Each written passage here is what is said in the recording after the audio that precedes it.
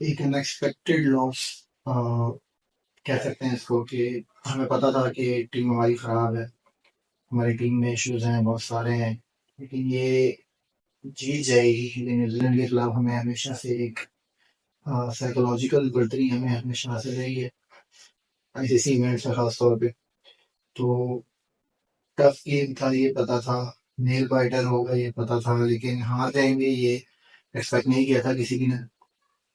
और reasons simple है, जो लास्ट वीडियो में मैं चीखता रहा था, बताता रहा था बार बार, इवन हर बंदे को पता था सिवाय आकिब जावेद के कि स्पिनर्स आपने नहीं खिलाए हैं, आप इस चीज का नुकसान उठाओगे। इस पिच के ऊपर जहाँ पे आज मैच हुआ है, और आप लोगों ने वो मैच देखा है, आपको ये चीज दिख रही थी कि पिच में अनइवन बाउंस है, कुछ बॉल्स बाउंस हो रही है, कुछ लो रह रही हैं। न्यूजीलैंड को भी उसका मसला हुआ, पाकिस्तान को भी हुआ, लेकिन पाकिस्तान की तरफ से मसला किसने करा? सिर्फ एक इमरान अहमद ने। उसके अलावा कोई स्पिनर हमारे पास नहीं था। उनमें सलमान आगा और खुशदिल ने अच्छी बॉलिंग करी, लेकिन उनसे आप मैच चेंजिंग स्पेल्स एक्सपेक्ट नहीं कर सकते, जैसे सेंटनर ने की, जैसे ब्रेसवेल ने की। तो ये थ्योरी, इसके पीछे क्या लॉजिक था, ये समझ नहीं सकता कोई भी इंसान जिसमें दिमाग हो। आकिब जावेद साहब ने ये फैसला किस बेस पे किया, और इतने चौड़े में उन्होंने ये टीम अनाउंस करी और कहा कि हम तैयार हैं, हम प्रिपेयर हैं, घंटा प्रिपेयर हैं। तो ये तो सिर्फ एक ट्रेलर था। अभी इंडिया के अगेंस्ट जो दुबई में मैच होगा, दुबई की पिचेस पे भी स्पिनर्स को बहुत हेल्प मिलती है और हम वहां भी फंसेंगे। तो ये आप एंटी क्लाइमैक्स समझ सकते हो कि आपका चैंपियंस ट्रॉफी का जो एक सफर था वो यहाँ पे खत्म हो गया। क्योंकि इसके बाद मैं अगर कहूँ कि बांग्लादेश इंडिया को हरा देगा, तो ये एक बेवकूफ़ी वाली बात होगी, इलॉजिकल बात होगी और इम्पॉसिबल बात होगी। साउथ अफ्रीका हार गई थी नीदरलैंड से 2022 वर्ल्ड कप में। साउथ अफ्रीका को चोक करने की आदत है, लेकिन इंडिया बंगाली से हार जाएगी, इम्पॉसिबल सी बात है। 60 रन के डिफरेंस से आप हारे हो, तो रन रेट की कहानी तो यही खत्म हो गई आपकी। उस बेस पे भी आप नहीं कर सकते, इसमें तो खत्म हो चुका है आपका चैंपियंस ट्रॉफी का जो सफर था यहीं पे। और उन्हीं गलतियों की वजह से हुआ है जिसपे मेरी तरह और भी बहुत से लोग मुसलसल सवाल कर रहे थे। तीन चीजें वही सामने आई जो मैंने पहले भी जिक्र किया है।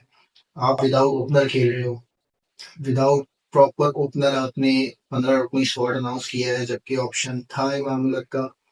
आपने उसको किन बेसिस पे साइड लाइन करा? नहीं, कोई नहीं समझ सकता इस बात को। उस्मान खान को आपने स्क्वाड में रखा, आपके पास चलो एक बैकअप ओपनर भी था, वो आप उसको भी खिला सकते थे, लेकिन उसकी भी जगह नहीं बन रही थी, तो आपने स्क्वाड में क्यों रखा? किस बेस पे उसको स्क्वाड में रखा? सेकंड विकेट कीपर के तौर पे। उसके बाद हसनैन किस बेस पे स्क्वाड के अंदर है? वसीम जूनियर की क्या गलती थी कि वो स्क्वाड का हिस्सा नहीं बना, जबकि शाहीन, पाकिस्तान शाहीन की तरफ से वो खेला और अच्छा खेला है। वो बंदा अच्छा ही खेल रहा है। 2023 वर्ल्ड कप से आप देख लो, उस बंदे की कोई गलती नहीं है, कोई बैड परफॉर्मेंसेस नहीं है उसकी, लेकिन कंसिस्टेंटली उसको साइडलाइन किया हुआ है। रीजन आई डोंट नो, मैं क्या कोई भी नहीं आ सकता। मेरी तरह और कोई भी जो क्रिकेट को फॉलो करता है या थोड़ी सी भी समझ रखता है, रमीज राजा राजा से ज्यादा समझ रखता है, तो उसको ये चीज पता थी कि पथेटिक एक स्क्वाड अनाउंस हुआ था जिसमें बहुत सारे लूप होल्स थे। आप 2 साल 1 साल से एक अलग टीम कैरी कर रहे थे, चैंपियंस ट्रॉफी आती आपने एक अलग स्क्वाड अनाउंस कर दिया। काफी सारे प्लेयर्स मिस आउट हो गए, जिन यंगस्टर्स का हम खुश हो रहे थे कि उनको मौके मिल रहे हैं और वो आगे चल के हमें एक लॉन्ग टर्म में सर्विसेज मिलेंगी। साइमन यूब अनफॉर्चुनेट था, लेकिन उसके अलावा भी ये हमारे पास बहुत सारे ऑप्शंस थे। हमने बहुत ही बेकार और खराब स्क्वाड अनाउंस किया, ओपनर्स का, स्पिनर्स का, पेस अटैक का, हर चीज का हमने बेड़ा गर्क किया। इसके अलावा अगर हम बात करें बाबर आजम की आज की इनिंग्स की, तो बाबर भाई, स्कोर चाहिए था, नंबर वन रैंकिंग भी चले गई आज आपकी, जानी ही थी करीब। स्कोर चाहिए था, लेकिन टीम के लगवाने के बाद नहीं चाहिए था। 321 के चेज में 90 बॉलों पे 60 रन, कोई जवाब नहीं बनता इस इनिंग्स का। ये 60 रन से अच्छा था कि आप 15-20 पे ही आउट हो जाते, लेकिन थोड़ा से कम गेंद खेल लेते। रिजवान का मैं हमेशा से एक ही बात कहता हूँ, ये कभी भी आपको क्लच मैचेस, इंपॉर्टेंट मैचेस में अकेला नहीं जितवा सकता। मेरी लास्ट वीडियो पे लोगों ने बोला कि रिजवान और सलमान ने जो पार्टनरशिप की थी उस पे रिजवान ने भी 100 किया था। रिजवान ने 100 इसलिए किया था क्योंकि दूसरे एंड से सलमान ने उसको सपोर्ट किया था। सलमान ने स्ट्राइक रेट जो है वो अपना बढ़ाया था, तब जाके रिजवान भाई ने 100 मारा था, वरना रिजवान अकेला कभी भी परफॉर्म नहीं कर सकता, उसके अंदर वो कैपेबिलिटी है ही नहीं। सलमान अगेन बहुत जबरदस्त खेलता रहेगा, बहुत जबरदस्त माइंड सेट है उसका, उसका कॉन्फिडेंस है जो कि इवन बाबर में इस वक्त नहीं है। बाबर में था लेकिन अब नहीं है। बाबर एक डर में खेलता हुआ फील होता है, अब कि उसके ऊपर इतना प्रेशर डाल दिया है। ओपनिंग उसको आपने भेज दिया है, उस बेचारे की जो पोजीशन थी, नंबर 1 रैंकिंग पे रहा है वो इतने साल उस पोजीशन पे रहते हुए। आपने सारी जो मेहनत थी इतने सालों की, जो एक टेम्पो बना हुआ था वनडेज में, हम टॉप पे चल रहे थे, बेहतरीन चल रहे थे, सारा बेड़ा गर्क हो गया। पहले हमारे रमीज राजा भाई थे, उसके बाद ये Aqib Javed. I don't know, इन लोगों ने क्रिकेट खेली भी है, समझते हैं क्रिकेट को, लेकिन फिर भी इतने बेवकूफाना फैसले। खुशदिल शाह ने अपनी सिलेक्शन जस्टिफाई की है, और मैं पहले भी ये कहता हुआ आया हूँ कि इसको अगर खिलाना था तो इसको 1-2 सीरीज पहले ले लेते तो इसको और कॉन्फिडेंस मिलता। अचानक से उसको आपने यहाँ पे चैंपियंस ट्रॉफी में लाके बिठा दिया है, वो तो अच्छा है उसने परफॉर्म कर लिया, अगर वो परफॉर्म ना कर पाता वो बेचारा फिर से जो है वो साइडलाइन हो जाता, फिर उसको नहीं रखते। फिर अचानक से कोई नया बंदा उठ के आ जाता, उसको 2-3 सीरीज खिलाते, फिर उसको भगा देते। ये सिलसिला चल रहा है, सिर्फ 4 से 5 नाम को छोड़ के रोटेशन हो ही जा रही है इसमें से। 4 से 5 नाम में शाहीन आ गया, नसीम हो गया, हारिस रऊफ हो गया, बाबर हो गया और रिजवान हो गया। ये 5 हैं जिन जो टीम में मुसलसल रहते हैं, बाकी चेंजेस पे चेंजेस, चेंजेस पे चेंजेस ये हो ही जा रही है मुसलसल। बहुत changes, बहुत सारे एक्सपर्ट्स जो है वो वसीम जूनियर की सिलेक्शन पे गुस्सा थे, और उन्होंने बहुत दफा, मैंने खुद बहुत दफा आवाज उठाई, लेकिन किसी की बात से या किसी की चीज से पीसीबी को कभी फर्क नहीं पड़ा है। स्टार्ट का जो गेम था उसमें न्यूजीलैंड को काफी लक ने सपोर्ट किया। शाहीन और नसीम ने अच्छा स्टार्ट लिया, और काफी अरसे बाद नसीम जो है वो थोड़ा सा खतरनाक लगा अपनी बॉलिंग में, वरना वो बहुत ऑर्डिनरी बॉलिंग कर रहा था। नसीम ने अच्छा स्टार्ट लिया, शाहीन ने भी ठीक ठाक स्टार्ट लिया था। मसला हमारा आता है जब हम मिडल ओवर्स में आते हैं, हम अटैक करना छोड़ देते हैं। अटैक कैसे करेंगे? शाहीन नसीम के ओवर्स बचाने, हारिस रऊफ पिट रहा था मुसलसल, अबरार के ओवर्स बचाने, हमने खुशदिल और सलमान अली आगा को लगा दिया। उनसे कितने ओवर्स निकाल लोगे आप? आपके पास कोई और स्पेशलिस्ट स्पिनर है ही नहीं, आपके पास कोई ऑप्शन है ही नहीं, आप किसको लगाओगे? तो ये प्लानिंग्स, अगर मैं हूँ, मैं बाहर बैठा हुआ हूँ, मैं क्रिकेट नहीं खेल रहा, मैं उस इन्वायरमेंट का हिस्सा नहीं हूँ, अगर मैं समझ सकता हूँ तो ये पीसीबी क्यों नहीं समझ सकता? आउटफील्ड बहुत ज्यादा फास्ट थी जब मैच स्टार्ट हुआ था, इवन दो बॉल मूव हो रहा था, ये अनइवन बाउंस था पिच में, लेकिन जो आउटफील्ड थी और जो बाउंड्री छोटी थी आज के ग्राउंड के अंदर, तो ये एक्सपेक्टेड था कि यहाँ पे 300 प्लस बनेगा। लेकिन जब बॉलर्स ने अर्ली विकेट्स निकाली तो ऐसा फील हुआ कि नहीं, हम लोग रोक देंगे उनको, लेकिन एज यूजुअल वही हुआ कि मिडल ओवर्स में आके हमारे पास ऑप्शन ही नहीं थे, हम अटैक कर ही नहीं सकते थे उनके ऊपर किसी भी तरह से। तो हम डिफेंस पे गए, डिफेंस का उन्होंने फायदा उठाया। जैसे आप ट्रेविस हेड का मजाक उड़ा रहे होते हो कि इंडिया के अगेंस्ट खेलता है खेलता है खेलता है, भाई ग्लेन फिलिप्स पाकिस्तान के अगेंस्ट के अलावा किसी और के खिलाफ नहीं खेलता। इसका रिकॉर्ड उठा के देखो, ये सिर्फ एक ऐसा फिनिशर खेलता है, 30 रन की इनिंग्स, 40 रन की इनिंग्स, इसके अलावा इसका कोई रिकॉर्ड नहीं है। लेकिन पाकिस्तान के अगेंस्ट ये भाई एक 60, 70, 100 से कम में बात ही नहीं करता। मिचेल आज जल्दी आउट हो गया, मिचेल का भी सेम सीन है। मिचेल ने भी हमारे अगेंस्ट लाइक 70 के एवरेज, 60 के एवरेज से ओडीआई खेला है अब तक। तो हम खुद जो है वो मौका देते हैं, आपको पता है एक प्लेयर आपके अगेंस्ट अच्छा खेल रहा है, आपकी कोई टर्न नहीं है उसके against। आपने उसको खिलाना है कि हाँ भाई आओ, हम आपको सड़क से उठा के स्टार बनेंगे। स्कोर बन गया, चलो ठीक है, आपका टारगेट आपको मिल गया 321 का। रिगार्डलेस आपकी बॉलिंग सही नहीं थी, कैप्टनसी सही नहीं थी, कुछ भी था, कुछ भी था, ये चेजेबल स्कोर था। सऊद को आपने ओपनर भेजा, ठीक है, बाबर उसके साथ ओपनिंग पे आ रहा है, तो आपका जो डिसीजन था वो सबसे पहले यही एक्सपोज हो गया कि आपके पास एक भी ओपनर नहीं था। फखर अगर नहीं खेल सकता था रूल्स की वजह से, और ये रूल्स है सबके लिए, सिर्फ हमारे लिए नहीं है, तो ये मैं नोट कर रहा था मैच के दौरान कि ये रूल आएगा हमारे आगे। आपके पास कोई ओपनर नहीं था, बाबर और सऊद गए। अब सऊद मिडल ओवर्स का प्लेयर है, T20 में ओपनिंग करना एक अलग गेम होता है, ओडीआईएस में ओपनिंग का एक बिल्कुल डिफरेंट माइंडसेट चाहिए होता है, एक अलग लेवल का गेम आपने खेलना होता है। उसको न्यू बॉल के ओडीआई में उसका एक्सपीरियंस नहीं है, बॉल मूव हो रहा था, बाउंस हो रहा था, नहीं खेल पाया, वो आउट हो गया, चलो वो आउट हो गया, समझ में आ गई, एक एक्सपेरिमेंट था, फेल हो गया। रिजवान ने आई थिंक 40 के स्ट्राइक रेट से खेली है कोई 14-15 बॉले, I am not wrong. Babar ने खेली है 90 बॉले। उसके बाद आपका लेवल है, तैयब ने खेली है 5 बॉले। मतलब कि आप तीन, फखर ने आई थिंक 30-40 बॉले खेली है। सलमान अली आगा ने 24 बॉलों पे 40 रन ऐसे ही कुछ बनाए।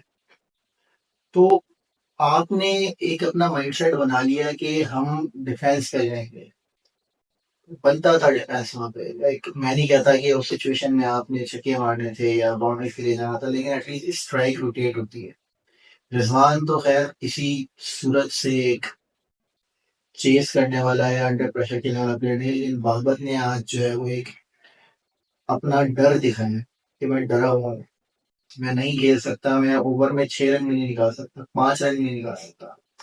फखर का गेम प्लान अलग था, और अगर फखर 10 मैचों में से एक मैच में इस तरह से खेल रहा है तो मैं उसको ब्लेम नहीं कर सकता। बाबर ने आज एक ऐसी इनिंग खेली है कि वो हमें फायदा देने के बजाय सिर्फ नुकसान दे गई। खुशदिल जब खेल रहा था या सलमान जब खेल रहा था, ये लोग गेम को निकाल भी देते तो ये जो डॉट बॉल्स का रेशो था ये एंड में हमें हमारे आगे आना ही था। अब इसको आप कैसे कवर कर सकते हो, या तो आप कह लो कि आप ये रन बॉलिंग में से रोक लेते, नहीं रोक पाए कोई बात नहीं, लेकिन आपने इतना प्रेशर क्रिएट कर लिया अपने ही ऊपर, और उसके बाद 90 बॉलों पे 60 रन या 55 जितने भी वो बना के आप आउट हो जाते हो, तो फिर उन रन का कोई मतलब नहीं रहा, या तो आप एंड तक लेके जाओ, फिनिश करो। लेथम इसका एग्जाम्पल है, लेथम ने बहुत स्लो इनिंग स्टार्ट करी, खेलता रहा, विकेट भी बचाई, स्ट्राइक रोटेशन रखी, एंड में आके उसने अपने ऊपर ट्रस्ट करते हुए फिर एक्सेलरेट करा। सेम गोज विद यंग, उसने भी यही करा। आप जो रोकने वाला या फिर संभल के खेलने वाला फेस पूरा कर लेते, लेकिन जब अटैक करना होता है तो आपसे वो नहीं पाता। तो ये एक्सट्रीमली सॉरी, लेकिन ये इनिंग्स इंतहाई घटिया और एक सेल्फिश इनिंग थी, जिससे हमें फायदा नहीं सिर्फ नुकसान हुआ। आगे जितने भी मैचेस हैं अभी बांग्लादेश के अगेंस्ट या इंडिया के अगेंस्ट, तो इन मैचेस में आप इंडिया के अगेंस्ट ये कह सकते हो मिरेकल, कोई मौजूदा हो जाए तो हम जीत सकते हैं। अगर स्टैट्स पे फैक्ट्स पे बात की जाए तो पाकिस्तान इंडिया के मैच का कोई कंपैरिजन नहीं है। बुरा है लेकिन ये सच है, हम उनके आधे भी नहीं आते अगर हम प्रोफेशनलिज्म पे जाएं, फिटनेस पे जाएं, गेम प्लान पे जाएं, परफॉर्मेंस पे जाएं, स्ट्रेटजीज पे जाएं, हम उनके आधे भी नहीं आ रहे। तो मैं तो क्लियर कॉन्फिडेंटली कह रहा हूँ कि पाकिस्तान इंडिया से नहीं जीत सकता, एज लॉन्ग एज कोई एक्स्ट्रा ऑर्डिनरी चीज ना हो जाए, क्योंकि पहले हो चुकी है, 21 में भी हो चुकी है, 17 में भी हो चुकी है।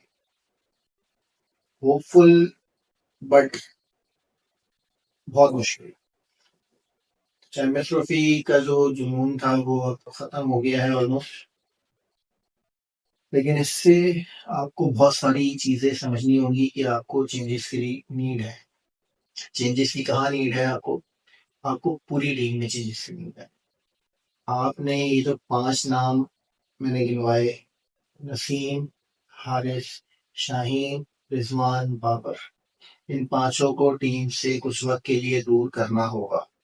हार्ड और हार्श डिसीजंस लेने होंगे, क्योंकि इन लोगों की जो पीआर टीम है या सोशल मीडिया में जो इनके सन्स हैं, इवन मैं आज भी फेसबुक देख रहा था तो लोग बाबर को डिफाइन कर रहे थे कि सिचुएशन ऐसी थी, सिचुएशन वैसी थी। अरे भाई, दुनिया के और भी प्लेयर्स हैं। किस किस की एग्जाम्पल लोगे आप कि इन सिचुएशंस में वो गेम को लेकर चलते हैं, गेम को फिनिश करते हैं। ये कोई रीजन नहीं है कि विकेट गिर रही है तो आप इतना प्रेशर क्रिएट कर लोगे अपने ऊपर भी और टीम के ऊपर भी कि उसके बाद आप जीत ही नहीं सकते। रियली सॉरी, लेकिन इसका कोई एक्सक्यूज नहीं बनता। ये एक घटिया इनिंग थी। Same goes with Shaheen, same goes with Haris, Naseem. इन लोगों की परफॉर्मेंसेस नहीं है। शाहीन ने थोड़ा इम्प्रूव करा है, लेकिन वो भी ऐसा प्लेयर नहीं है जिसको आप ड्रॉप नहीं कर सकते। रिजवान को कैप्टनसी देकर आपने उसको एक चीज क्लियर कर दी है कि वो टीम से लाइक नहीं जा सकता। और होगा ये पाकिस्तान टीम में अब से नहीं है, ये हमेशा से रहा है। बहुत सारे ऐसे प्लेयर्स पास्ट में भी रह चुके हैं, नाम मैं नहीं लेना चाहूंगा किसी का भी, जो कि 6 से 8 मैचेस में से एक मैच में डेड रबर मैचेस में परफॉर्म करते थे और टीम में टिक जाते थे। वही सीन रिजवान के साथ है कि जब टीम को नीड होती है या जब क्लच इनिंग्स की या हीरोइक इनिंग्स की नीड होती है तो वो वहां पे पकड़ी हो जाता है। और जब एक ऐसी जगह हो जहाँ पे कोई फायदा नहीं है खेलने का या उस इनिंग्स का उन रन्स का, और मोस्टली ये होता है कि उसको साथ में कोई चाहिए होता है जो उसको सपोर्ट कर सके। सिंगल हैंडेडली उसने कभी नहीं जितवाया कोई मैच। अगर जितवाया तो प्लीज मुझे बताइएगा, लेकिन मेरे इल्म में कोई नहीं। इन 5 लोगों का आपको कुछ करना होगा, अदरवाइज इस टीम का कोई सोल्यूशन या फिर आगे कोई प्रोग्रेस या अच्छाई नहीं दिख रही है। आपके पास प्लेयर्स बहुत है। अगर कोई ये कहे कि पाकिस्तान में टैलेंट नहीं है और ये सिर्फ 5 ही नाम है जो कि आगे चल के हमें रिप्रेजेंट कर सकते हैं, या फिर ये खत्म हो जाएंगे तो टीम खत्म हो जाएगी।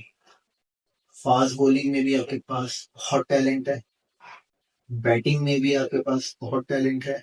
विकेट कीपर हसीबुल्ला की मैं नहीं बात कर रहा, उस पर मैं अलग से वीडियो बनाऊंगा एक, इसमें मैं आपको सारे फैक्ट्स बताऊंगा कि सेकंड विकेट कीपर की जगह पे हसीबुल्ला भी हो सकता था।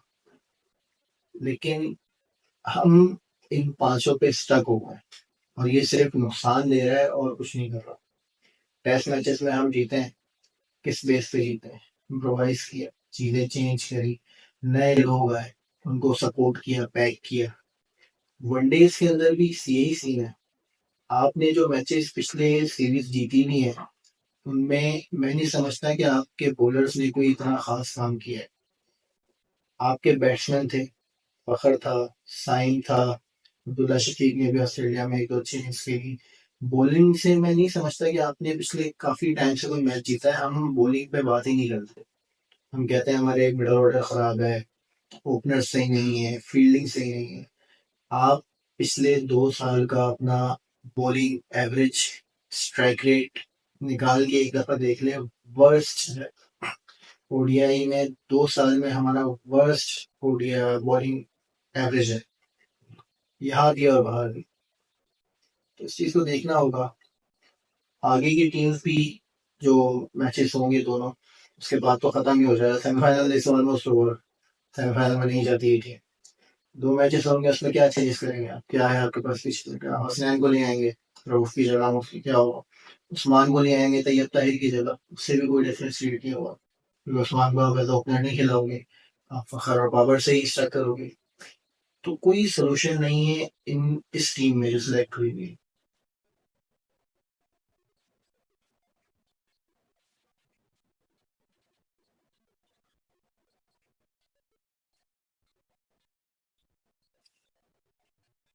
तो लास्ट में एक छोटा सा मैसेज बाबर सन्स के लिए कि भाई, इतने उठाओ कि काम निकल जाए, इतने ना उठाओ कि जड़ से निकल जाए।